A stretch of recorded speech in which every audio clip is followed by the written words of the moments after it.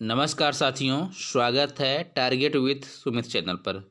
साथियों, UPPCS, RO ARO और BEO की प्रैक्टिस सीरीज में यह प्रैक्टिस सीरीज नंबर 14 है। चलिए स्टार्ट करते हैं आज का पहला प्रश्न। किस मध्यकालीन भारतीय शासक ने पट्टा एवं कबूलियत की व्यवस्था प्रारंभ की थी? आपके पास चार ऑप्शन: अलाउद्दीन खिलजी, मोहम्मद बिन तुगलक, शेर शाह और अकबर। तो यह शुरू किया था शेर शाह ने। Option number C, Sher Shah ने। इन्होंने व्यवस्था क्या की थी कि यह किसानों को जमीन का कुछ हिस्सा देता था और यह तय करवाता था कि ये ज़मीन लो और इस पर आपको कुछ कर देना पड़ेगा, और यह करने की किसानों से प्रतिज्ञा करवाता था। यही है पट्टा एवं कबूलियत, मतलब ज़मीन दिया और कबूल कराया कि तुम हमें क्या दोगे, कर दोगे। अगले प्रश्न की ओर बढ़िए। मुगलों एवं मेवाड़ के राणा के मध्य चित्तौड़ की संधि किस शासक के शासन में हस्ताक्षरित हुई थी? यह हुई थी अकबर, जहांगीर, शाहजहां, औरंगजेब। यह हुई थी जहांगीर। ऑप्शन नंबर बी सही है। क्यों? जब 1605 में जहांगीर गद्दी पर बैठता है। कब बैठता है जहांगीर गद्दी पर? 1605 में बैठता है। तो यह अपने कई सेनापतियों को युद्ध के लिए भेजता है, जिसमें से महावत खां, अब्दुल्ला खां, खुर्रम खां को कई अभियानों में भेजा। इसके फलस्वरूप सन 1615 में राणा अमर सिंह एवं मुगलों के बीच एक संधि हो गई। क्या संधि होती है? जो संधि होती है चित्तौड़ की संधि कहलाती है।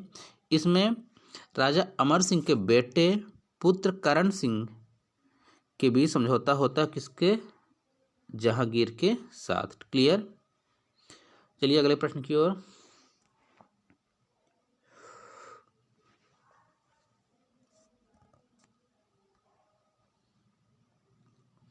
प्रश्न संख्या ये देखिए, यहाँ लिखना है उस पाल शासक। क्या लिखना है? उस पाल शासक का नाम बताइए जिसने विक्रमशिला विश्वविद्यालय स्थापित किया। तो कौन था जिसने विक्रमशिला विश्वविद्यालय की स्थापना की? धर्मपाल, देवपाल, रामपाल, गोपाल। तो यह किया था ऑप्शन नंबर ए सही, धर्मपाल ने ही किसकी? विक्रमशिला विश्वविद्यालय की स्थापना की थी। अगले प्रश्न की ओर। भारत में किस शास्त्र में सर्वाधिक चित्र प्राप्त हुए हैं? भारत में किस शास्त्र में सर्वाधिक चित्र प्राप्त हुए हैं? देखिए, पहला प्रश्न घघरिया, भीमबेटका, लेखाही, आजमगढ़ नहीं, यह है आदमगढ़। ठीक, क्या है? आदमगढ़। तो जो कौन से चित्र मिले हैं? एक मिनट, शास्त्र नहीं होगा, सॉरी। भारत में किस शिलाश्रय, क्या है? शिलाश्रय, ये है यहाँ पास। भारत में किस शिलाश्रय में सर्वाधिक चित्र प्राप्त हुए हैं? वह कौन सा था? तो वह है भीमबेटका।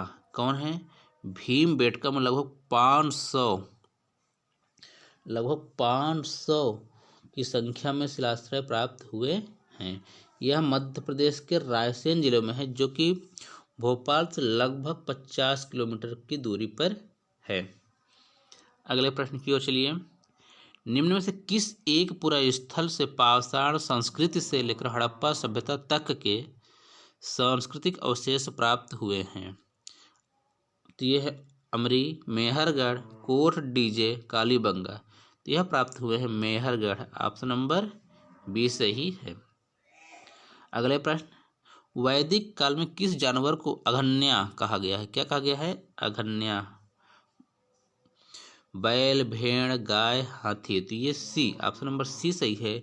गाय को वैदिक काल में क्या कहा गया है? अघन्या, न मरने योग्य। अघन्या का मतलब होता है न मरने योग्य।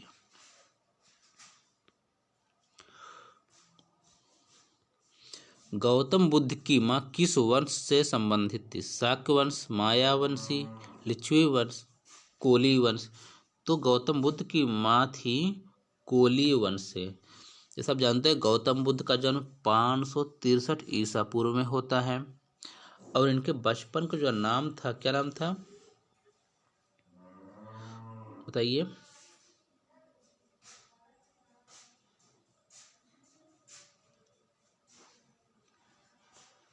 अगले प्रश्न की ओर। महावीर का प्रथम अनुयायी कौन था? महावीर का प्रथम अनुयायी कौन था? जमाली, यशोदा, रोजा, त्रिशला। तो यह था जमाली। ऑप्शन नंबर ए सही है। जमाली कौन था? जमाली महावीर का दामाद था। कौन था? दामाद था। महावीर की पुत्री जिसका नाम प्रियदर्शनी था, उसका विवाह किसके साथ किया गया? जमाली। और जमाली ही महावीर का प्रथम अनुयायी बना। चलिए अगले प्रश्न की ओर। गंगा घाटी में धान की खेती का प्राचीनतम प्रमाण कहाँ से मिला? आपको बताना है। लहुरा देव, सेनुवार, यहाँ लिखा नहीं, सेनुवार होगा, क्या होगा इनका? सेनुवार, ये ऑप्शन था।